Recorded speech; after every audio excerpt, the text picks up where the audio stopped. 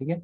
अगर हम लोग इस वेबसाइट को सिंगल लाइन में अगर जस्टिफाई करें या फिर डिफाइन हम लोग करें, ठीक है, तो website is a collection of web pages and web pages is a collection of text, graphics, videos, animation etcetera. ठीक है।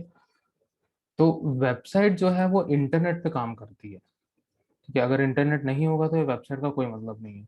ठीक है। क्योंकि हम लोग यहाँ बैठे हुए भिलाई में, अगर मुझे मान के चलिए अमेरिका में कुछ इन्फॉर्मेशन देना है, ठीक है, मुझे कोई और तरीका नहीं पता है, ठीक है, लेकिन जो वहाँ पे यूजर्स बैठे हैं, ठीक है, उनको हम लोग को बहुत सारी इन्फॉर्मेशन देना है। जैसे कोई इंस्टीट्यूशन के बारे में बताना है, ऑर्गेनाइजेशन के बारे में बताना है, ठीक है, बहुत सारे उसमें ग्राफिक्स उसमें उनको दिखाना है, ठीक है, वीडियोस उनको दिखाना है, या टेक्स्ट वहाँ पे हम लोग को डिस्प्ले करना है। तो इस प्रकार का कोई भी इंफॉर्मेशन होता है, ठीक है, तो वो अगर किसी मल्टीपल यूजर्स को हम लोग देना चाहते हैं, मल्टीपल यूजर्स मतलब वो हजारों की तादाद में हो सकते हैं, लाखों की तादाद में हो सकते हैं। तो इतने सारे यूजर्स जो है उस इंफॉर्मेशन को एक्सेस करेंगे, ठीक है, तो हम लोग एक एक इंडिविजुअल को तो भेज नहीं सकते, है ना, एक एक जन को पूरा का पूरा कंटेंट मेल कर रहे हैं, ठीक है, तो ये पॉसिबल नहीं होता है। तो इसको क्या करते हैं हम लोग, एक पब्लिक वेबसाइट बना लेते हैं, मतलब एक इंफॉर्मेशन का एक ऐसा सोर्स बना लेते हैं हम लोग जो कि सबके लिए अवेलेबल होता है। कोई भी कहीं पे भी बैठा हुआ आदमी इसको खोल सकता है, उसको एक्सेस कर सकता है, उसको रीड कर सकता है, उसको सारे चीज उसमें से पढ़ सकता है, देख सकता है। ठीक है। तो इस टाइप के प्लेटफॉर्म को हम लोग यहाँ पे वेबसाइट बोलते हैं। ठीक है, जैसे हम लोग जानते हैं बहुत सारे वेबसाइट्स अवेलेबल है, like Facebook, Twitter, YouTube, Instagram. ठीक है, इस टाइप के बहुत सारे यहाँ पे हम लोग के पास,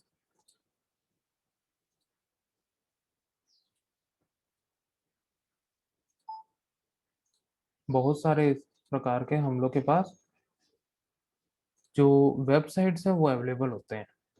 तो इतने सारे वेबसाइट्स यहाँ पे हमारे पास दिए हुए हैं। तो उस वेबसाइट्स में हम लोग को क्या मिलते हैं, इंफॉर्मेशन मिलते हैं। ठीक है, वो इंफॉर्मेशन किसी भी तरह का हो सकता है, वो टेक्स्ट हो सकता है, वो ग्राफिक्स के तौर पे हो सकता है, या इमेजेस के तौर पे हो सकता है, कुछ भी हो सकता है। ठीक है। तो इस प्रकार के जो इंफॉर्मेशन होती है वो यूजर के लिए बहुत लाभदायक होता है। मतलब यूजर उस इंफॉर्मेशन को रीड करके बहुत सारी ज्ञान ले सकता है। ठीक है, जैसे कि यूट्यूब वगैरह होता है, यूट्यूब में क्या होता है, बहुत सारे वीडियोस हम लोग को मिलते हैं। ठीक है, तो वीडियोस हम लोग को वहां से मिलते हैं, तो उससे हम लोग क्या करते हैं, बहुत सारे इंफॉर्मेशन ले लेते हैं। कभी भी हम लोग को कोई भी चीज की समस्या होती है तो हम लोग यूट्यूब पे सर्च करते हैं या गूगल पे सर्च करते हैं। ठीक है, तो वो इंटरनेट एक ऐसा सोर्स है आज की डेट पे जिसपे हम लोग को बहुत सारी इंफॉर्मेशन मिल रही है। और इंटरनेट पे इंफॉर्मेशन हम लोग को कैसे मिल रही है, वेबसाइट के थ्रू। अगर हम लोग कुछ भी चीज सर्च करते हैं, जैसे मान के चलो मैं यहाँ गूगल ओपन किया, ठीक है, मैंने यहाँ पे google.co.in मैंने यहाँ पे खोला, ठीक है, और मैं यहाँ पे कुछ भी सर्च कर रहा हूँ, मैं यहाँ पे लिखता हूँ लेटेस्ट मोबाइल, ठीक है, फोन्स। ठीक है, यहाँ पे मैंने सर्च कर लिया। तो यहाँ पे हम लोग को ये सारा चीजें कहाँ मिल रहा है, इस गूगल की वेबसाइट पे मिल रही है। यहाँ पे हम लोग देख सकते हैं गूगल की वेबसाइट पे ही हम लोग को मिल रही है। और उसके बाद यहाँ पे बहुत सारी वेबसाइट्स बनी होती है, ठीक है, जिसमें हम लोग को उस प्रकार की रिलेटेड इंफॉर्मेशन मिलती है।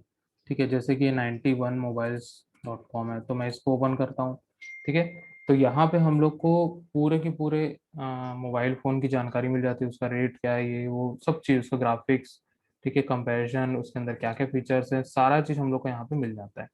ठीक है, तो ये क्या है, एक वेबसाइट है। तो वैसे ही बहुत सारी वेबसाइट्स इंटरनेट में हम लोग को मिल जाती है, जहाँ से हम लोग नई नई चीज़ों की जानकारी जो हमें चाहिए, ठीक है, उसके बारे में हम लोग यहाँ पे इंफॉर्मेशन ले सकते हैं। तो ये सारा क्या है, पब्लिक इंफॉर्मेशन होता है।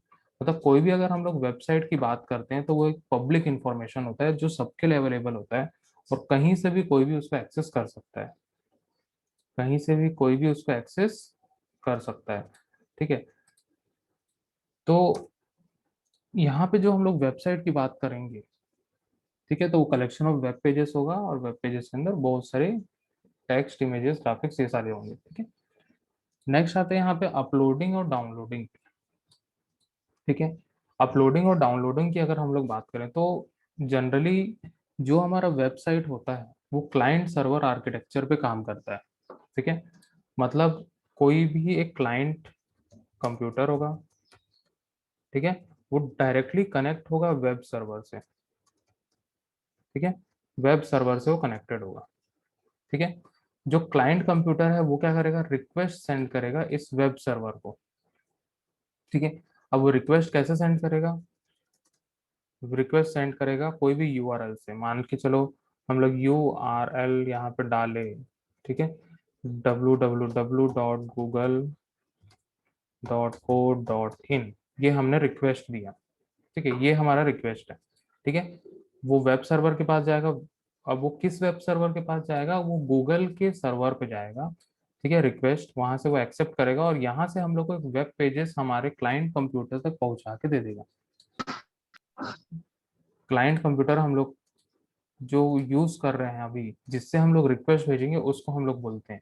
ठीक है, क्लाइंट कंप्यूटर, या फिर इसको हम लोग मोबाइल डिवाइस भी बोल सकते हैं। ठीक है, किसी भी मोबाइल से हम लोग अगर इंटरनेट एक्सेस करते हैं या कंप्यूटर से इंटरनेट एक्सेस करते हैं तो हमेशा जो रिक्वेस्ट जाएगा वो यूआरएल के फॉर्म पे जाता है। ठीक है, अगर मैं यहाँ कुछ भी चीज ओपन करता हूँ, अगर वेब ब्राउजर में यहाँ पे यूज कर रहा हूँ और मैं कुछ भी चीज ओपन करता हूँ, तो हर चीज यहाँ पे हम लोग देख सकते हैं कि वो यूआरएल के थ्रू ही जाता है।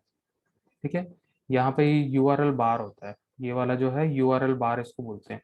तो यहाँ पे मैंने सर्च किया लेटेस्ट मोबाइल फोन, यहाँ पे देख सकते हैं, और ये यूआरएल में भी यहाँ पे गया search question mark query latest plus mobile plus phone, ऐसे टाइप से वो क्वेरी के फॉर्म पे वो सर्वर पे जाता है रिक्वेस्ट। तो जैसे ही सर्वर पे रिक्वेस्ट गया, वहां से हम लोग को रिस्पॉन्स मिला, रिस्पॉन्स के तौर पे हम लोग को क्या मिला, कुछ इस प्रकार का एक वेब पेज मिला हम लोग को। ठीक है, और इसके अंदर रिलेटेड इंफॉर्मेशन हम लोग को मिल जाती है। ठीक है, तो जो यहाँ पे वेबसाइट्स होती है वो जनरली क्लाइंट सर्वर आर्किटेक्चर में काम करता है। ठीक है, तो अब देखो यहाँ पे अगर हम लोग क्लाइंट कंप्यूटर से कुछ भी चीज हम लोग वेब सर्वर तक भेजते हैं, ठीक है, वो चाहे रिक्वेस्ट हो, ठीक है, या फिर कोई भी फाइल्स हो। ठीक है, क्लाइंट कंप्यूटर से हम लोग वेब सर्वर तक कुछ भेजते हैं। ठीक है, तो क्या होगा, इसको हम लोग बोलेंगे अपलोडिंग।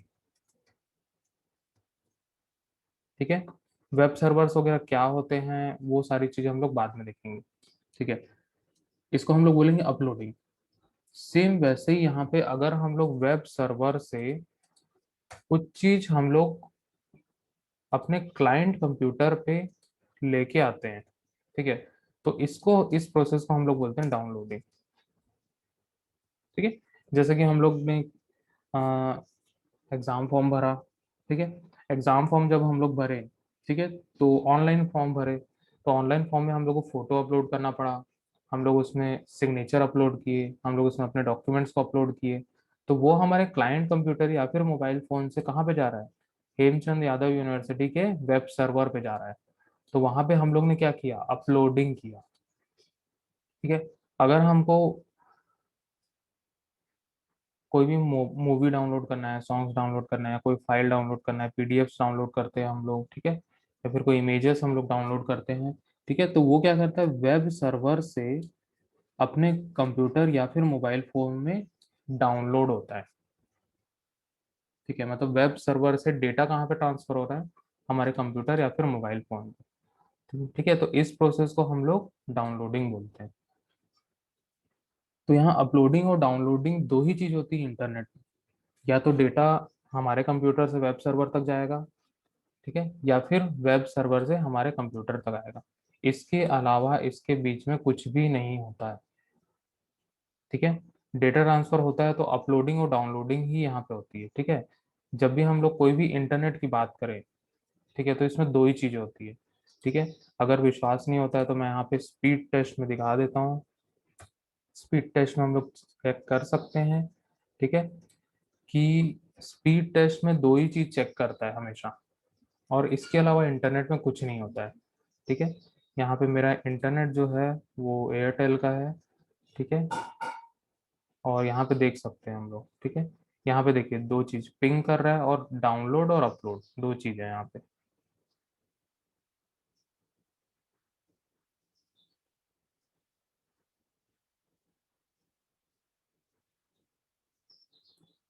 ठीक है, ये डाउनलोड का हो गया, और ये अपलोड अभी दिखाएगा। ठीक है, तो ये दो चीज यहाँ पे हम लोग को देखने के लिए मिलती है। तो इस प्रकार से जो डाउनलोडिंग और अपलोडिंग है, ठीक है, वो रिक्वेस्ट सेंड होता है वेब सर्वर तक, और वेब सर्वर से लेके क्लाइंट कंप्यूटर तक हम लोग को रिस्पॉन्स मिलता है। तो दो ही चीज यहाँ पे होती है, वो रिक्वेस्ट को अपलोडिंग बोलते हैं, और यहाँ पे जो रिस्पॉन्स मिलता है उसको हम लोग यहाँ डाउनलोडिंग बोलते हैं। ठीक है, तो जो भी अपलोडिंग या डाउनलोडिंग होता है वो एफटीपी के द्वारा होता है। एफटीपी मतलब होता है फाइल ट्रांसफर प्रोटोकॉल। इस एफटीपी को हम लोग बोलते हैं फाइल ट्रांसफर प्रोटोकॉल। ठीक है, फाइल ट्रांसफर प्रोटोकॉल एक ऐसा प्रोटोकॉल होता है, ये जनरली एक इंटरनेट प्रोटोकॉल है।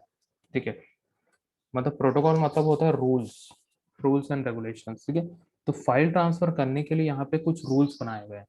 ठीक है, तो ये इसी को हम लोग बोलते हैं फाइल ट्रांसफर प्रोटोकॉल्स। ठीक है, जनरली एफटीपी जो होता है फाइल ट्रांसफर प्रोटोकॉल एक छोटा सा एक एप्लीकेशन होता है, जो हम लोग को हेल्प करता है किसी भी फाइल को अपलोड करने में, और किसी भी फाइल को डाउनलोड करने में, किसी भी फाइल को अपलोड करने में और किसी भी फाइल को डाउनलोड करने में। अगर किसी भी कोई भी वेब ब्राउजर पे या फिर जो भी हम लोग एप्लीकेशन यूज कर रहे हैं, उसमें हम लोग ने एफटीपी का प्रोग्राम नहीं लगाया है, तो हम लोग कोई भी फाइल ना अपलोड कर पाएंगे ना डाउनलोड कर पाएंगे। ठीक है, ना उसमें अपलोड कर पाएंगे ना उससे डाउनलोड कर पाएंगे। ठीक है, जैसे बहुत सारी चीजें होती है, जैसे वेब सर्वर है, वेब सर्वर में क्या है, बहुत सारी इंफॉर्मेशन स्टोर होती है। मतलब जो भी हम लोग वेबसाइट डालते हैं, जो भी हम लोग डेटा उसमें डालते हैं, वेब सर्वर जनरली क्या होता है, एक बहुत बड़ा कंप्यूटर होता है। मतलब कंप्यूटर जैसा ही होता है नॉर्मल कंप्यूटर, लेकिन उसमें बहुत सारी स्टोरेज होती है। ठीक है, उसमें स्टोरेज बहुत सारी होती है। जैसे हम लोग के नॉर्मल कंप्यूटर में क्या स्टोरेज होता है, 500 GB होता है, 1 TB होता है, ठीक है, 2 TB होता है, 4 TB होता है। ठीक है, लेकिन हम लोग उस सर्वर की अगर बात करें, सर्वर भी नॉर्मल कंप्यूटर ही होता है, लेकिन वो बहुत सारे कंप्यूटर से कनेक्ट होता है। ठीक है, मतलब मान के चलो 1000 कंप्यूटर, 10,000 कंप्यूटर, ठीक है, 1 लाख कंप्यूटर, इस टाइप से बहुत सारे मल्टीपल कंप्यूटर से वो कनेक्ट होता है, और वहां से हम लोग को कोई भी रिक्वेस्ट या रिस्पॉन्स वो करके देता है। ठीक है, तो वहां पे जो हम लोग वेबसाइट्स बनाते हैं, ठीक है, जो भी हम लोग खुद वेबसाइट बनाते हैं वो हम लोग कहाँ पे अपलोड करेंगे, सर्वर पे अपलोड करेंगे। तो सर्वर पे जब हम लोग उसको अपलोड करेंगे, ठीक है, तो उसके पास इतनी सारी स्पेस होती है कि वो आराम से बहुत सारे डेटा को उसमें रख सकता है। ठीक है, अब जैसे एग्जांपल में लेता हूँ कि यूट्यूब है। ठीक है, यूट्यूब जो है हमारा, ठीक है, अगर हम लोग इसके सर्वर की बात करें तो इसका सर्वर इतना बड़ा है कि वो, मान के चलो, आज के डेट पे कम से कम 2.3 बिलियन, ठीक है, 2.3 या फिर 23 समथिंग कुछ बिलियन वीडियोस को वो अभी तक स्टोर करके रखा हुआ है। ठीक है, 23 बिलियन या फिर 2.3 बिलियन के आसपास उसने वीडियोस को स्टोर कर रखा हुआ है आज के डेट का। ठीक है, मतलब कितना ज्यादा होगा, मतलब इतनी तो पॉपुलेशन भी नहीं है पूरे वर्ल्ड में, लेकिन उससे ज्यादा उसने वीडियोस उसमें स्टोर करके रखा है। तो उसके बाद स्टोरेज कितनी ज्यादा होगी। ठीक है, और पूरे दुनिया भर में यूट्यूब को 24 घंटे देखा जाता है। मतलब एक सेकंड की अगर हम लोग बात करें तो एक सेकंड में कम से कम 1 मिलियन लोग देखते हैं, मतलब 10 लाख लोग एक सेकंड में देखते हैं। ठीक है, तो इतना ज्यादा वो सर्व कैसे करता होगा। ठीक है, तो बहुत सारी टेक्नोलॉजीज इसमें यूज होती है। ठीक है, तो जनरली जो वेब सर्वर होता है, ठीक है, तो यूट्यूब के अगर वेब सर्वर की हम लोग बात करें तो यूट्यूब के वेब सर्वर में हम लोग को बहुत बड़ी स्टोरेज मिल जाती है। स्टोरेज मतलब जो हार्ड डिस्क उसके अंदर लगा होगा, ठीक है, वो बहुत सारे मल्टीपल हार्ड डिस्क लगे रहते हैं, उसको हम लोग बोलते हैं डेटा सेंटर। ठीक है, डेटा सेंटर बोला जाता है। तो ये जनरली यूट्यूब गूगल का प्रोडक्ट है, तो गूगल का एक डेटा सेंटर है, ठीक है। इसका मैं एक वीडियो दिखाऊंगा आप लोगों को कुछ दिन बाद, ठीक है, या फिर कल मैं इसका वीडियो दिखाऊंगा, उसको देखना आराम से, ठीक है, और उसको समझना कि कैसा वो डेटा सेंटर होता है और काम कैसे करता है वो, ठीक है। तो जनरली जो यहाँ पे हम लोग अपलोडिंग और डाउनलोडिंग हम लोग देखते हैं वो एफटीपी से ही पॉसिबल हो पाता है,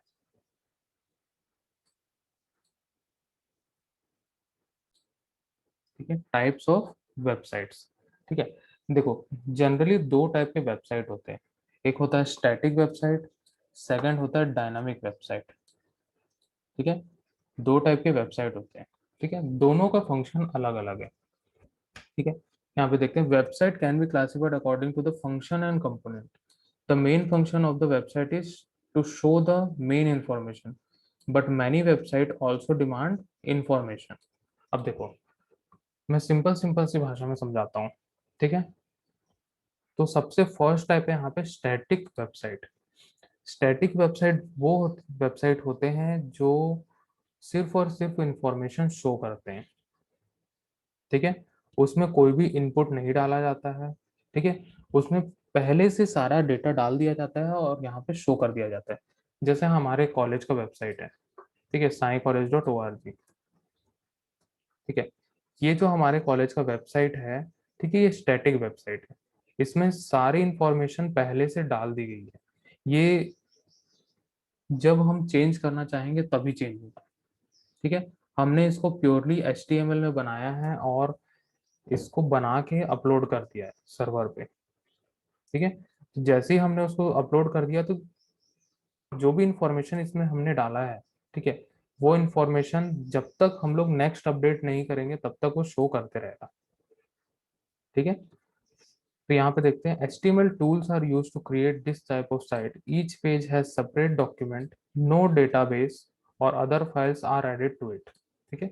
कोई भी डेटाबेस इसमें नहीं होगा, ठीक है, सारा चीज हम लोग HTML डॉक्यूमेंट पे ही डाल देते हैं। To change the component of the page, the HTML code of that page has to be modified. अगर हम लोग को कोई भी कंपोनेंट पे चेंज करना है, मतलब कुछ भी उसमें ऐड करना है या फिर हटाना है, ठीक है, तो हम लोग को HTML कोड पे मॉडिफिकेशन करना पड़ेगा, ठीक है। तो बहुत सारे HTML एडिटर आते हैं जिसके थ्रू हम लोग उसके कंपोनेंट्स को मॉडिफाई कर सकते हैं। तो जनरली जो स्टैटिक वेबसाइट होते हैं वो सिर्फ और सिर्फ इंफॉर्मेशन को डिस्प्ले करने का काम करते हैं, अदरवाइज इसके अलावा स्टैटिक वेबसाइट में और कोई भी काम नहीं होता है। अगर उस इंफॉर्मेशन में हम लोग को कुछ भी चेंजेस करने होते हैं तो हम लोग को डायरेक्ट HTML कोड को मॉडिफाई करना होता है, तभी हम लोग चेंज कर पाएंगे। तो इस टाइप की वेबसाइट को हम लोग बोलते हैं स्टैटिक वेबसाइट, ठीक है। स्टैटिक मतलब होता है कि जो फ्रिक्वेंटली चेंज नहीं होता है, ठीक है, मतलब जो बार बार चेंजेस नहीं होता है, ठीक है। तो ये हुआ स्टैटिक वेबसाइट। अब सेकंड होता है डायनामिक वेबसाइट। डायनामिक वेबसाइट ऐसे वेबसाइट होते हैं जो हर सेकंड, हर मिनट, हर घंटे चेंज होते रहता है, ठीक है। हर मिनट, हर घंटे, हर सेकंड, ठीक है, वो चेंज होते रहता है, मतलब उसके अंदर के जो कंटेंट होंगे, जो इन्फॉर्मेशन होंगे, वो चेंज होते रहते हैं, ठीक है। सबसे अच्छा एग्जांपल है इसका फेसबुक। फेसबुक जब जब ओपन करेंगे हम लोग को कंटेंट नया मिलता है। वो भी क्या है, वो भी एक वेबसाइट है, ठीक है, वो भी एक वेबसाइट है, ठीक है। तो वेबसाइट में जितनी बार हम लोग उसको रिफ्रेश करते जाएंगे हम लोग को नया नया इंफॉर्मेशन वहां मिलते जाता है, नए नए पोस्ट हम लोग,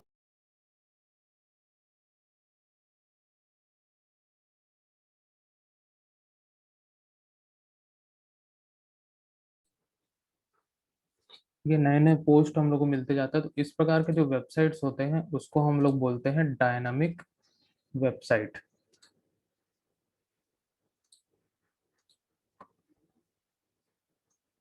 ठीक है। इस टाइप के वेबसाइट को हम लोग क्या बोलते हैं, डायनामिक वेबसाइट।